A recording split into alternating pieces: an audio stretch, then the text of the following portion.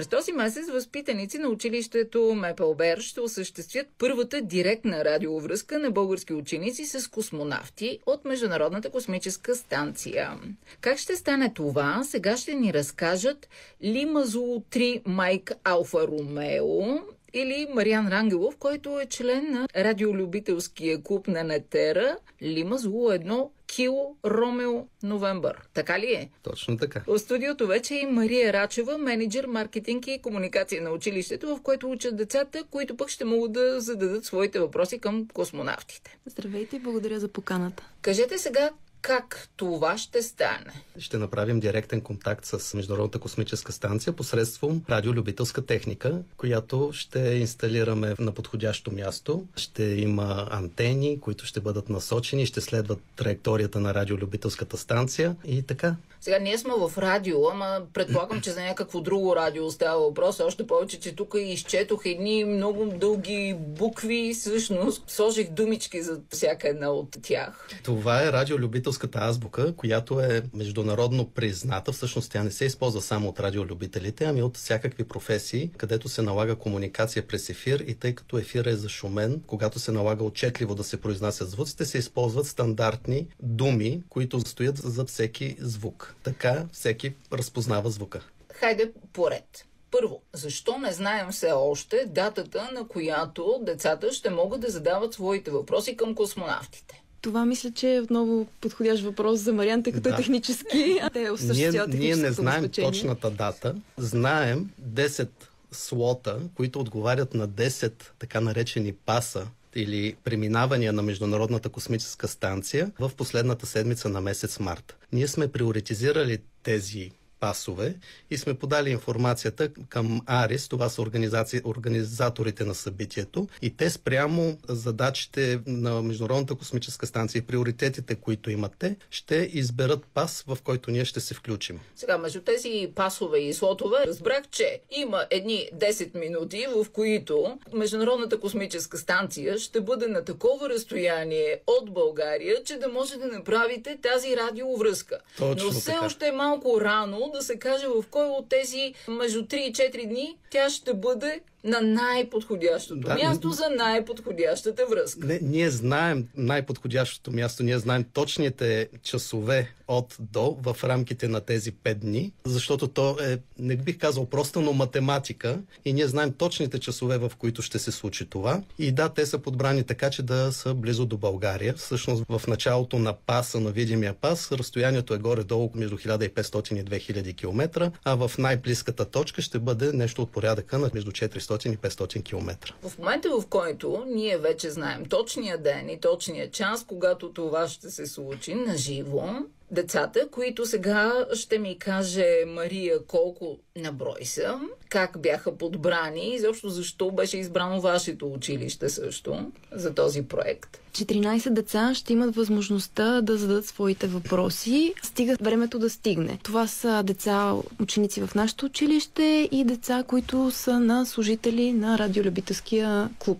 където всъщност работи Мариан. Въпросите минаха през филтър, бяха прегледани от педагог от нашето училище, също и, разбира се, от екипа на радиолюбителския клуб и заедно екипно се съгласихме кои въпроси да изпратим към АРИС и вече оттам ни потвърдиха, че тези въпроси са окей, защото те също преглеждат въпросите и казват, ако някой въпрос не може да мине, например, те избягват въпроси, които могат да поставят космонавта в уязвима позиция, например, да кажем, липсва ли ти семейството вкъщи на Земята, защото чисто психологически това може да се отрази зле на човека, който е на толкова хиляди километра от вкъщи. Но всички наши въпроси, които всъщност децата измислиха, бяха одобрени да бъдат зададени. Какво ще направят децата? По реда на подаването на въпросите, всъщност те ще имат възможност да зададат въпроса на английски език, да кажат over и да чакат обратно отговора от космонавта в реално време. Колко годишни са децата, които избрахте да задават въпросите? 4, 5 и 6 клас. Учениците, които се включиха от училището и в малко по-разнородна възраст, тези, които са деца на служители на радиолюбителския клуб. Сега в идеята на експеримента аз ще ви предложа да чуем и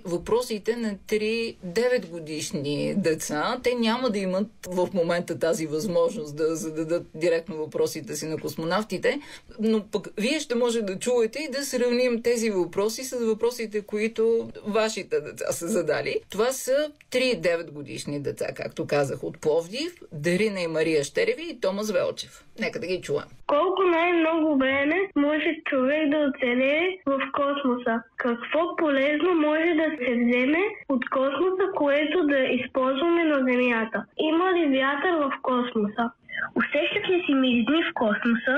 Възможно ли е в космоса да се приготви течно ястие? И как поддържате мускулен тонус? Може ли да се играе футбол в космоса? Какво ще стане, ако се излее вода в космоса? Какво ще стане, ако се изпусне сандвич в космоса? А какво питаха децата?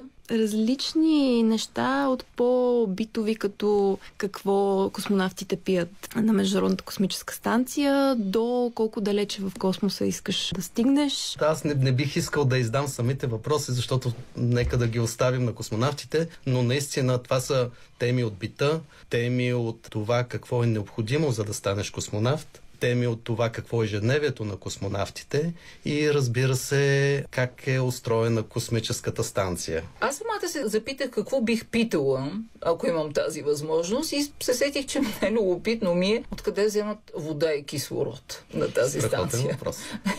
Благодаря. Жизнено важен. Аз допускам, че някой от 9 годишните, 10 годишните също го е задал. Със сигурност има много хора, които знаят този отговор. Така, оттам нататък какво? Там нататък можете да гледате контакта на живо, да чуете въпросите и да чуете отговорите на космонавта. В последната седмица на март ще се радваме да го направите. А защо трябва да го направим? Защото въпросите са много интересни. Международната космическа станция е един изключително интригуващ проект, който всъщност ще съществува до началото на следващото десетилетие. Тогава е планът да... Не сме много сигурни, защото съвсем наскоро се чуха гласове и то от щатите, че трябва да бъде прекратено малко по-рано. Надявам се да не се случи, защото всички знаем колко много труд, усилия и пари са вложени в тази Международна космическа станция. И нещо повече, тя е проект буквално на целия свят. На 5 космически агенции, включително Русия, САЩ, Канада, Европа и 15 държави. Тоест тя в този си вид е символ на мира и прогреса, ако се работи заедно. И международното сътрудничество. Точно така. Всъщност ние трябва да си даваме сметка, че тези космонавти прикарват горе-долу, мисиите им са по 6 месеца, т.е. те буквално живеят там. Така че всичко, каквото се случва на нас, до голяма степен се случва и на космонавтите от Международната космическа станция. Всъщност, този последния екип, който беше от двамата американци, жена и мъж, те отидоха там за няколко дни. Със съвсем малко дрехи, включително и лични вещи. А се оказа, че трябва месеци наред да останат и те все още са там. Нали така? Така е. Очаква се, доколкото разбрах, да бъдат върнати средата на март месец, когато се качват 4 други космонавти. И то по медиите беше представено като те са хванати в капан или нещо подобно. Аз гледах разни интервюта или по-скоро четах. Всъщност те не го приемат така. Те го приемат като нещо прекрасно, което им се случва. Ние започнахме с това, че за пръв път на живо ще може да бъдат задавани тези въпроси от български деца. Това до момента как е ставало, кой го е правил? Програмата АРИС осъществява между, може би, 100-150 контакта годишно по целия свят. В множество държави. В България смея да твърда, че това се е случвало по тази програма. Училище в Добрич, мисля, че през 2018 година осъществило контакт, но не директен, а посредством Телебридж, така наречения Телебридж, при което учениците от Добричката езикова гимназия са задавали също въпроси на космонавтите. Скоро мернах и, че всъщност деца са задавали и въпроси на тайконавтите, които са китайските космонавти, астронавти, пак български деца, посредством Телебридж. Това се е случило, мисля, че октомври-ноември тази година. Така, вие обещавате ли да се опитате да организирате и други такива разговори с космонавтите? Ако не сега, на следващия етап, ако не с тези, с някои други астронавти, които ще са там. Ние като радиолюбителски клуб ще сме радостни да повторим и потретим това нещо, защото това е нашето хоби, това е част от нашето ежедневие, нашата страст и това, което правим, е много забавно и полезно за всички. С какво? знания, с ентусиазъм, с любопитство, с хубави моменти и спомени. Смятам, че проекта Международна космическа станция е много впечатляващ и е много вдъхновяваща възможността да се свържат децата с космонавтите. И самата идея на този проект и на тази програма е да се разпали любопитството на децата към науката посредством това преживяване. И окуражавам всички, които малко или много им е любопитно, защото смятам, че това е просто една малка стъпка към последващ по-задълбочен интерес в всякакви клонове на науката. Ще опрем до математиката накрая. Винаги. Винаги опираме до математиката.